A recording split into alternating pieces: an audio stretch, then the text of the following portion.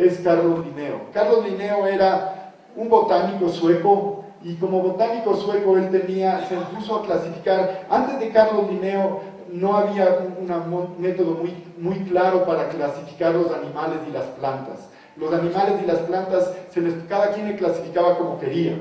Y Carlos Linneo se empieza a crear y generar un sistema para clasificar animales y plantas. Entonces empieza a clasificar toda la creación. Se decía en ese tiempo que Dios creó al mundo y Linneo lo clasificó. Entonces tenía toda esta idea de cómo clasificar animales, plantas y toda la creación. Entonces Carlos Linneo empieza a generar este sistema de clasificación que se vuelve muy importante. Una de las cosas que pensaban en esa época y que después se vuelve un gran dogma es que las especies no mutan, las especies no cambian. Dios creó las especies y las especies no cambian, no pueden cambiar. Las especies se mantienen tal como les creó Dios. Entonces una de las grandes y más importantes formas de pensar en esa época es que las especies cambian muy poco. Carlos Linneo llega a clasificar 4.000 especies de animales y 8.000 especies de plantas, y tiene una gran biblioteca y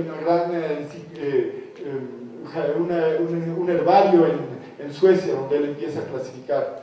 Una de las cosas que hace Linneo, y eso es uno de los primeros que hace esto, es que empieza a mandar discípulos. Carlos Linneo tiene una gran cantidad de discípulos y colaboradores que les envía por todo el mundo a que recojan sus evidencias. Entonces empieza a generar una gran distribución de personas.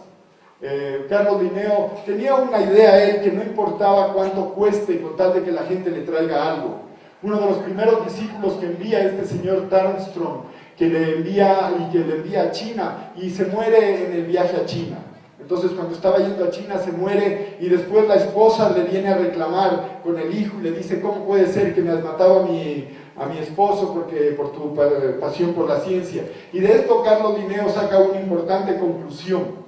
No dice que ya no va a mandar gente para que dé la vuelta al mundo. Lo que él dice es: ya no voy a mandar a gente casada. Todos los que voy a mandar de ahora en adelante van a ser solteros para que no me vengan a reclamar las esposas.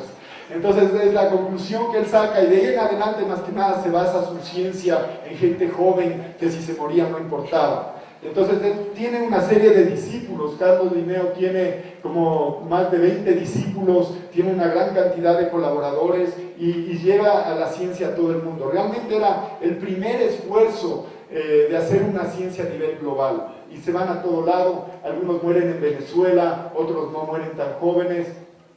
También hay uno como por ejemplo este señor Sparman, que va a China, después se va a Sudáfrica y se une con los viajes de Cook.